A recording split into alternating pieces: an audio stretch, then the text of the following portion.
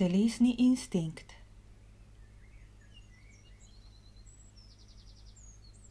Doživetje prosto živečih konj v puščavi Avstralije me je globoko zaznamovalo. Ob tej nezemski lepoti onemi vsaka zgovornost. Njihova neukročenost je utelešena božanskost. Kakšna dostojanstvenost, kakšen navdih so, njihova telesa buhtijo od moči. Iz njihovih oči gleda Bog.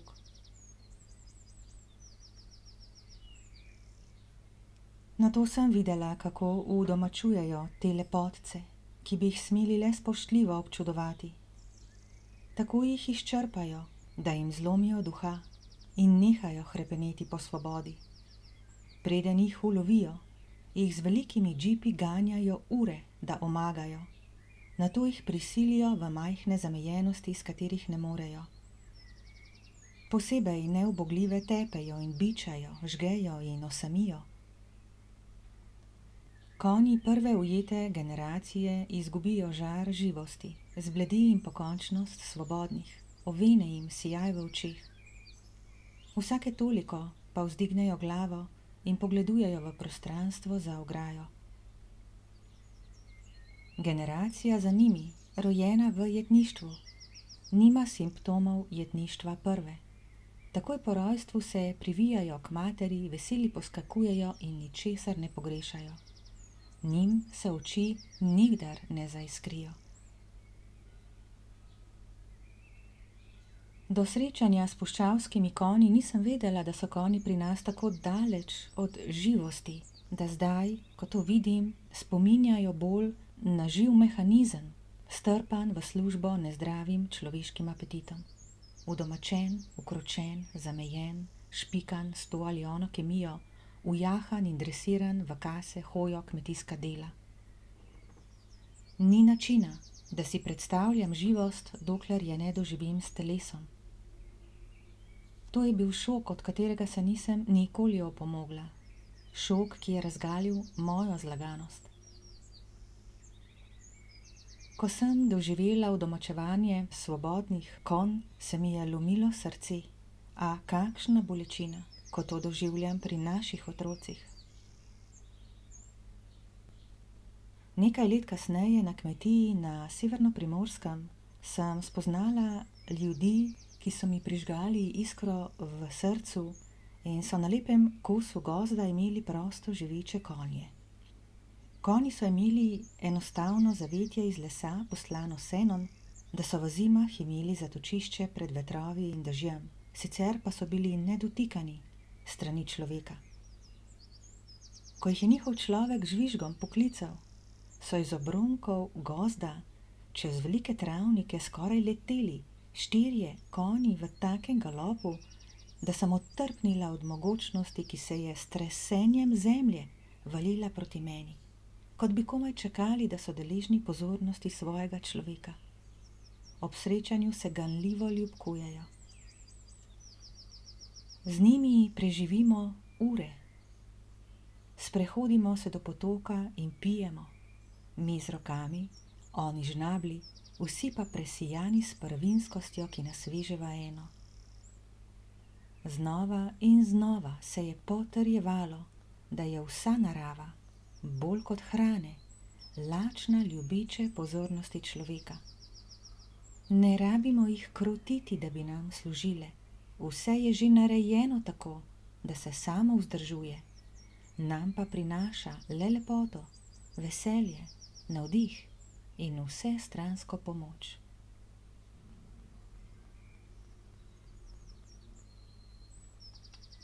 Čeprav konji rojeni v jetništvu ne hrepnijo več po svobodi, je telesni instinkt neizbrisen in se obudi v trenutku, ko je znova potreben. Če odpremo vrata ograje, bodo zarezgetali in drugega vabili nazaj domov, se od veselja postavljali na zadnje noge in odvihrali v svobodo. Ko bodo na hribu, daleč od stare zamejenosti, se bodo na kratko obrnili, se poslovili od nje in se nikdar več ozrli.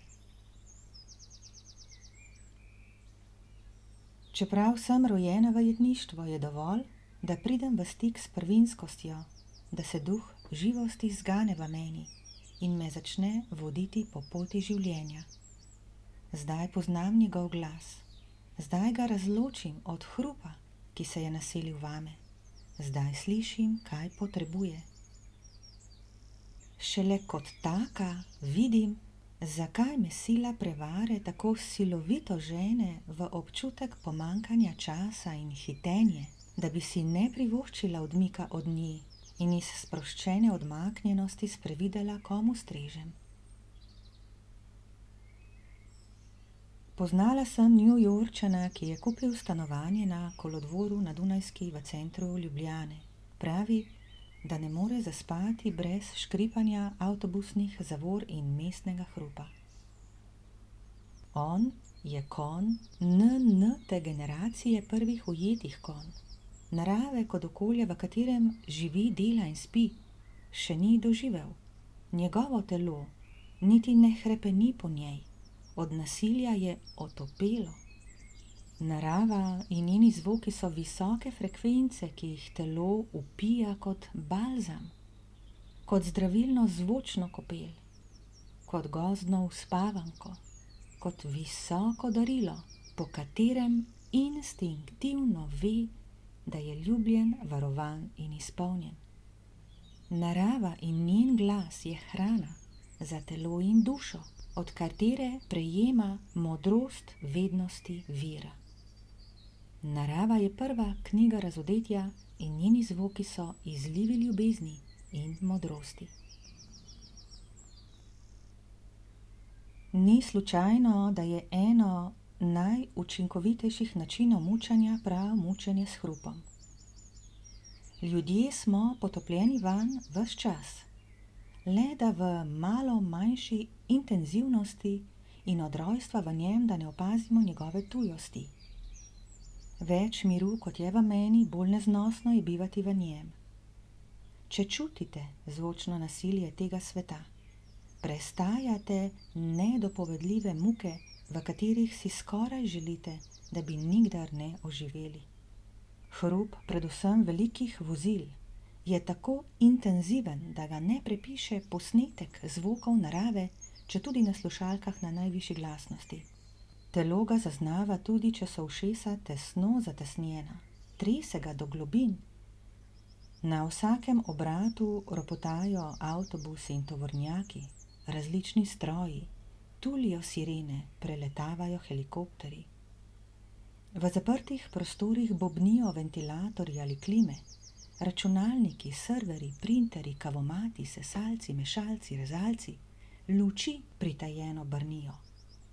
Na avtobusih in v javnih prostorih, vse bolj pa tudi po domačih hišah, ves čas ropota radio ali televizija, ki se nerazumljivo meša s hrupom odpiranja vrat, govorjenjem, pralci, sušilci in drugimi gospodinjskimi stroji. Vse skupaj pa ustvarja brneče ozadje, ki počasi in pritlehno ukroti še tako svobodnega duha. Dobesedno bombardirani smo s hrupom. Otroke pošiljamo van in jih tam zadržujemo leta, kot da ni nič. Nihče ne opazi tega nasilja in ga tudi ne bo, dokler ne spozna miline bivanja v naravi. Če bi jo, bi to vedelo njihovo telo in bi vedeli tudi oni, kar jim vse besede, ki govorijo o živosti, ne morejo dati. Naj ta kaplja povabi, da bi se kdo opogumil in si dovolil sleči brezčutnost telesne otopelosti.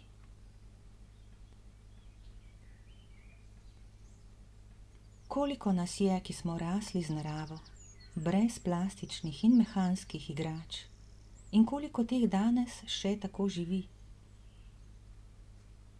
Koliko jih je, ki so kot otroci spoznali naravo in svobodno igro v njej in jo ohranjajo tudi za svoje otroke? Instinkt telesa je božanski vodnik in zdravnik. Potrebuje ne le naravo, pač pa tudi svoj ritem, vsebino, smoter in kakovost vsega, česar se dotakne. Ne morem preveč poudariti, kako pomembno je, da prva leta preživimo svobodni v naravi in v tihi, dejavni ljubezni družinskega okolja. Ni pomembno, koliko o ljubezni in o naravnosti govorimo, šteje le dolžina preživljanja v blagodejnosti narave in atmosferi energije ljubezni. Šteje vibracija, kateri je izpostavljeno telo.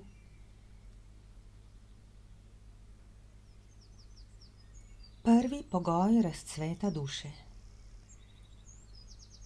To so pogoji za razcvet božanskih danosti, ki se zganejo le v sebi lastnem vibracijskem okolju.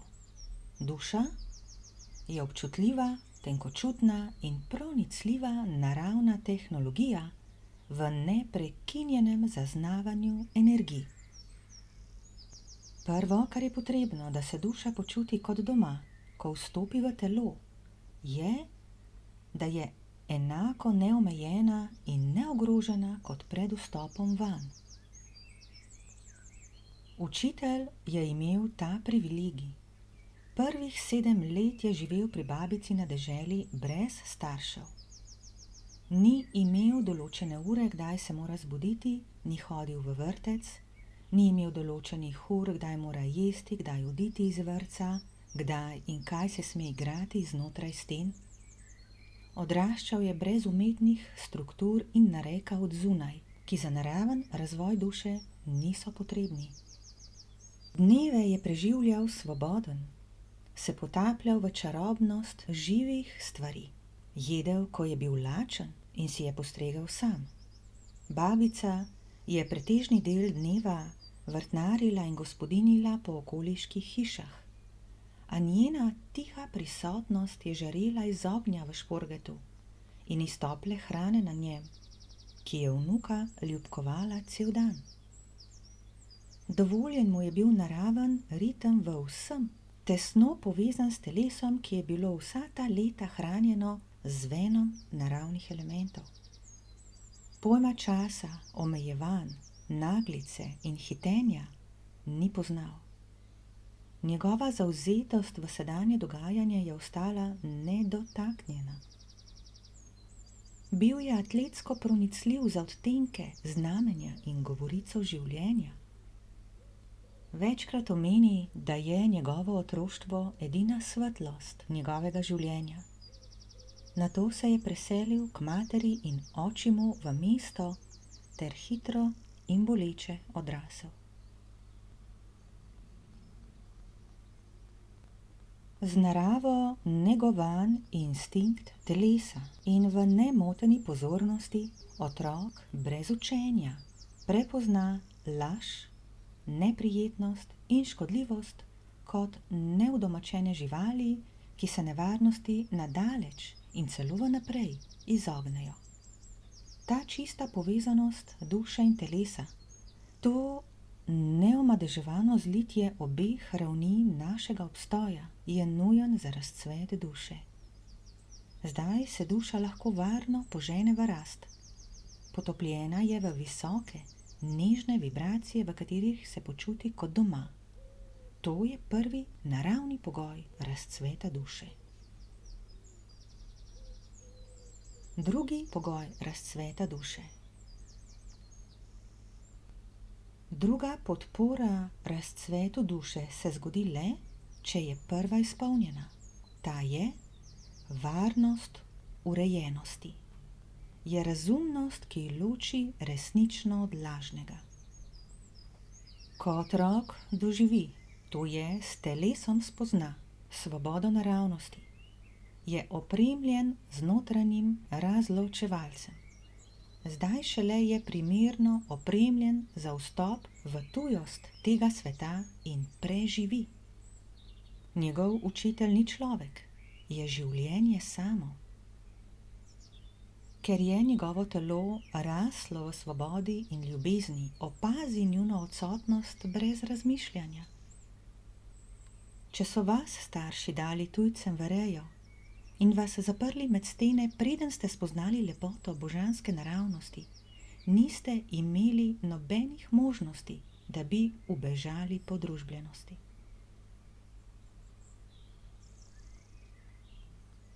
Vstop v svet nesvobode in neljubezni je šok za dušo, a je nujen, da naravne danosti hoče in izbere tudi kot odrasla, ali pač zavrne. Z vstopom v okolje, ki ni skladno z zakonom narave, se začne trnjev ali križev pot. Ta preizkuša dušo v njenih nagnjenjih in ji pomaga razumeti njene nezavedne vzorce, ki v svobodi ljubezni niso bili izzvani in prepoznani. Tako duša ob soočanju z lastnim nasprotjem, če je opremljena z izkušnjo ljubezni in svobode, prepozna zmoto in vse bolj kristalizira v svoji naravnosti. Brez moči ljubezni in svobode pa praviloma klone pod pritiskom in se zataji. Nagnjenja, s katerimi se rodimo, imajo največjo težo pri ustvarjanju pritiska na razcvet duše. Manjšo predstavlja okolje in drugi ljudje, ki so ob boku teh nagnjenj drobčkani mučitelji, ki le razkrivajo naša nagnjenja. Nadaljevanje zorenja duše je od tu dalje podvrženo pravšnjemu pritisku, ki ga določajo naše izbire v sedanjem trenutku. Smo zvesti svoji resnici, svobodni in vdani ukazom ljubezni. Imamo doživetje veličine življenja in izgrajen odnos z njim. Mu zaupamo kot vseprisotnemu zavezniku. So naši odgovori na preizkušnje skladni z njim? Ali smo zatopljeni v svoj prav, odrezani od življenja, pregneteni z mentaliteto odvisnosti in ogroženosti, podlegamo pritisku nizke zavesti in igramo njeno igro?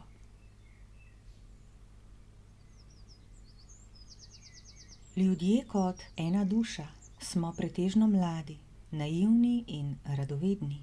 Prav zdaj na točki razvoja, ki nas sili, da se odločamo med enim in drugim.